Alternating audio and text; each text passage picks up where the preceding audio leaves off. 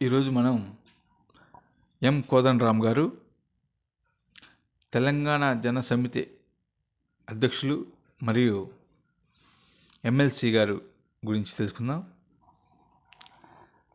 ఆచార్య కోదండరామ్ గారు పేరు చెప్పగానే గుర్తుకొచ్చేది తెలంగాణ మల్లెదశ ఉద్యమం అని కూడా చెప్పవచ్చును. తెలంగాణ కోసం ఎంతోమంది కృషి చేశారు. ఎంతోమంది ఆ తెలంగాణ ఉద్యమంలో అబోసులు పాలైనారు కూడా. కొంతమంది త్యాగం కూడా చేసి ఆస్తుపాస్తులు అమ్ముకున్నారు కూడా. తెలంగాణ మా వల్ల కాదు అనుకున్న దశలు, ఆ తర్వాత మల్లెదశ ఉద్యమానికి ఊపిరి పోసిన సృష్టికర్త, తెలంగాణ నిర్మాత మన ప్రొఫెసర్ కోదండరామ్ అని చెప్పడంలో ఎలాంటి అనుమానం లేదు. మల్లెదశ ఉద్యమం ప్రారంభమైనప్పుడు అప్పుడున్న ఆంధ్ర పాలకులు కానీ లేదా ఆంధ్ర పారిశ్రామికవేత్తలు కానీ ఉద్యమానికి ఎన్నో ఆటంకాలు కల్పించారు. ఒకానొక దశలో కేసీఆర్ కూడా తెలంగాణ ఉద్యమాన్ని కాడి కింద వేయటం జరిగింది. అంటే ఇంకా నడపలేకపోయిన పరిస్థితుల్లో, ఉద్యమం ఆగిపోతున్న తరుణంలో, ఇంకా ప్రత్యేక తెలంగాణ రాష్ట్రం సాధ్యం కాదు తేడం అసమం అనుకున్న సందర్భంలో ప్రొఫెసర్ కోదండరామ్ తెలంగాణ ఉద్యమంలోకి ప్రవేశించి నీళ్లు నిధులు నియామకాలని ఒక స్లోగన్ ఏర్పాటు చేసి, ఒక పక్క యువతను, మరో పక్క పల్లెల్లో రైతాంగాన్ని మోటివేషన్ చేయడంలోనూ, ప్రత్యేక తెలంగాణ రాష్ట్రం వస్తే తెలంగాణ రాష్ట్రం 1 కోటి ఎకరాలకు నీరు అందిస్తుందని, అదేవిధంగా యువతకు కూడా కొన్ని లక్షల ఉద్యోగాల అవకాశాలు వస్తాయని తెలియజేయడంలోనూ సఫలీకృతులయ్యాయని చెప్పవచ్చును. ఎందుకంటే కోదండరామ్ సార్ మొట్టమొదటి నుండి కూడా ఉపాధ్యాయ విద్యని చేపట్టి ఎన్నో మంది జీవితాలను తీర్చిదిద్దిన ఘనత కలదు. ఉస్మానియా యూనివర్సిటీలో ప్రొఫెసర్ నుంచి అక్కడ కొంతకాలం లీవ్లో ఉండి తెలంగాణ మల్లెదశ ఉద్యమంలో క్రియాశీల స్థితిగా మారినారు.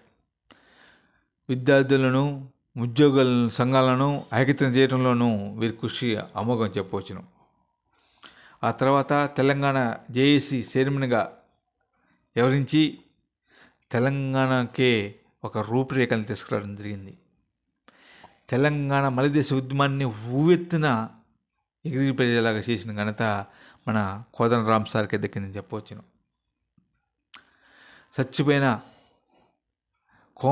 చచ్చిపోతున్న తరుణంలో వెంటిలేటర్ల పైన ఉన్న ప్రత్యేక ఉద్యమాన్ని ఊవెత్తున ఎగిరిపడేలాగా చేసి ఢిల్లీ మెడలు ఉంచి, రాష్ట్రం పాలకుల మెడలను ఉంచి ప్రత్యేక తెలంగాణ రాష్ట్రం తీసుకురావడంలో మన ప్రొఫెసర్ కోదండరామ్ సార్ పాత్ర ఎనలేనిది అని కూడా చెప్పవచ్చును. ఇది అక్షర సత్యం కూడా, ఇది చరిత్ర చెబుతున్న సత్యం అని కూడా చెప్పవచ్చును. ఏ కార్యక్రమం నిర్వహించాలన్నా నేటి కాలంలో ఉద్యోగులు, విద్యార్థులు, రైతుల పాత్ర క్రియాశీలకమైంది. ఆ మూడింటిని కూడా, విద్యార్థులను, ఉద్యోగులను, రైతులను కూడా, ముగ్గురు సంఘాలను కూడా సమీకృతం చేసి తెలంగాణ ఆవశ్యకతను వివరించి తెలంగాణ రాష్ట్రం ఉద్యమానికి కలిగే లాభాలను తెలియజేసి వాళ్ళందరిలో కూడా మోటివేషన్ తీసుకొచ్చి విజయవంతంగా తెలంగాణ రాష్ట్రాన్ని సాధించిన ఘనత మన ప్రొఫెసర్ కోదండరామ్ సార్కి దక్కిందని కూడా చెప్పవచ్చును. తెలంగాణ రాష్ట్రం వచ్చినాక కూడా అప్పుడున్న రాజకీయ పరిణామాల నేపథ్యంలో, అప్పుడున్న స్వార్థపూరిత రాజకీయ నాయకుల వల్ల కోదండరామ్ను మర్చిపోవాల్సిన పరిస్థితి వచ్చింది. ఆ తర్వాత కోదండరామ్ సార్ కొంతకాలం సభ్యతగా ఉన్నప్పటికీ తెలంగాణలో మనం ప్రత్యేక తెలంగాణ తెచ్చుకుందాము, ప్రత్యేక తెలంగాణను మళ్ళంత డెవలప్ చేయాలి అనే ఉద్దేశంతో అనేక సభలు, సమావేశాలు నిర్వహించడం జరిగింది. దానికి మన సభలు సమావేశాల కంటే కూడా ఒక రాజకీయ వేదికను ఏర్పాటు చేసుకొని ఆ రాజకీయ వేదిక ద్వారానే ప్రజల్లో మంచి చైతన్యం ఏర్పాటు చేయాలనే ఉద్దేశంతో, అదేవిధంగా విద్యార్థులకు, ఉపాధ్యాయులకు, యువతకు కూడా మంచి చైతన్యాన్ని ఏర్పాటు చేయాలనే ఉద్దేశంతో ఒక రాజకీయ పార్టీని ఏర్పాటు చేయడం జరిగింది. తెలంగాణ జనసమితి అనే ఒక రాజకీయ పార్టీని ఏర్పాటు చేసి ఆ పార్టీకి ఫౌండర్ అధ్యక్షులుగా కూడా సేవలు అందిస్తున్నారు. ఆనాటి నుండి నేటి వరకు కూడా తెలంగాణ జనసమితికి పార్టీకి అధ్యక్షులుగా ప్రొఫెసర్ కోదండరామ్ సార్ సేవలు అందిస్తున్నారు. అతను ఒక రాజకీయ పార్టీ నాయకుడి కంటే కూడా తెలంగాణ ఉద్యమకారుగా కూడా తెలుగు రాష్ట్రాల్లో ప్రముఖ ప్రస్తుతమైన పేరుగా చెప్పవచ్చును. దానికి కారణము అతను నీతి నిజాయితీలతో పనిచేయటము, నిస్వార్థంగా ప్రజాసేవ అందించడమే అని కూడా చెప్పడం ఎలాంటి అనుమానం లేదు. గత కేసీఆర్ ప్రభుత్వంలో కోదండరామ్ సార్ని చట్టసభలకు పంపిస్తారని కూడా ప్రజలందరూ కూడా ఆశలు పడ్డారు, తెలంగాణ ప్రజానికం.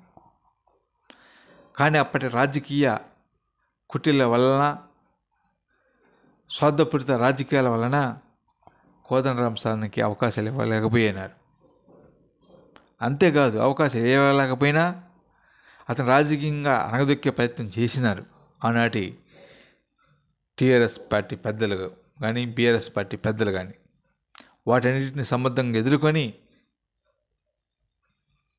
ఆ తర్వాత ప్రజలకు తనంటి తెలిసే విధంగా కోదండరామ్ సార్ ముందుకు వచ్చారని చెప్పవచ్చును. ఆనాడు కేసీఆర్ ముఖ్యమంత్రి ఉన్న సమయంలో ప్రొఫెసర్ కోదండరామ్ సార్ను తెలంగాణ ఉద్యమంలో ఎంటబెట్టుకుని తిరిగిన తర్వాత, ముఖ్యమంత్రి అయిన తర్వాత కేసీఆర్ అణగదొక్కారనే విషయం ప్రతి చిన్న పిల్లవాడికి కూడా తెలిసిన సందర్భంలో కేసీఆర్ పైన విపరీతం వ్యతిరేకత రావడం జరిగింది. ఆ వ్యతిరేకతే మొన్న జరిగిన 2024 ఎన్నికల ఫలితాల్లో కోదండరామ్ సార్ లేకపోవడం వల్లనే బీఆర్ఎస్ పార్టీ మట్టి కడిసిపోయింది రాజకీయంగా అన్న సంగతి ఏ చిన్న పిల్లగాడిని అడిగినా కూడా తెలంగాణలో చూతాన సంగతి ప్రజలందరికీ తెలిసిన అక్షర సత్యం అని చెప్పవచ్చును. కోదండరామ్ సార్ సలహాలు కానీ, కోదండరామ్ సార్ సేవలను కానీ తెలంగాణకు కానీ ఉపయోగించుకున్నట్టయితే తెలంగాణ రాష్ట్రం మరింతగా ఇంకా ఏకంగా అభివృద్ధి చెందేది. కానీ కేసీఆర్ కోదండరామ్ సార్ నిజాయితీగా ఉంటారు కాబట్టి మనకి దోసుకోవటానికి కుదరదు, దాచుకున్న కుదరదు ఉద్దేశంతో తెలంగాణ రాష్ట్రం ఏర్పడంగానే కేసీఆర్ ముఖ్యమంత్రి కాగానే కోదండరామ్ సార్ను పక్కన నెట్టడం జరిగింది. వాళ్ళ పాలన అంతా కూడా దాచుకోవడంలో జరిగిపోయింది. దానికి కర్మ ఫలితాన్ని నేడు కేసీఆర్ కానీ, కేసీఆర్ కుటుంబ సభ్యులు కానీ ప్రత్యక్షంగాను పరోక్షంగా అనుభవిస్తున్నాం కూడా చెప్పవచ్చును. 2023 ఎన్నికల్లో కానీ, అసెంబ్లీ ఎన్నికల్లో కానీ, 2024లో జరిగిన పార్లమెంట్ ఎన్నికల్లో కానీ బీఆర్ఎస్ పార్టీ ఘోర పరాజయాన్ని సరిచూసిందంటే, ప్రజల్లో తీవ్ర వ్యతిరేకత ఎదురైందంటే, కాంగ్రెస్ పార్టీకి ప్రజలు పట్టం కట్టారంటే, కాంగ్రెస్ పార్టీ గెలుపులో క్రియాశీలక పాత్ర పోషించిన ప్రజలు దానికి కారణం ఎవరంటే ప్రొఫెసర్ కోదండరామ్ సార్ అని కూడా చెప్పవచ్చును. కేసీఆర్ను వ్యతిరేకించిన శక్తులన్నింటిని కూడా కాంగ్రెస్ పార్టీ క్యాచ్ చేసుకోవడం జరిగింది. అందులో ముఖ్యంగా కోదండరామ్ సార్ని. కోదండరామ్ సార్ లాంటి పెద్దలందరం కూడా కాంగ్రెస్ పార్టీ హక్కును చేర్చుకొని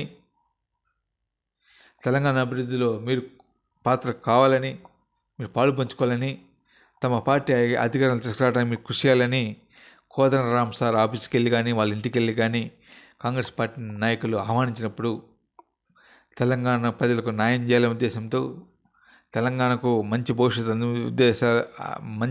అందించాలనే ఉద్దేశంతో, తెలంగాణ యువకులకు కూడా మంచి ఉద్యోగ అవకాశాలు అందించాలనే తపంతో ఆనాడు కోదండరామ్ సార్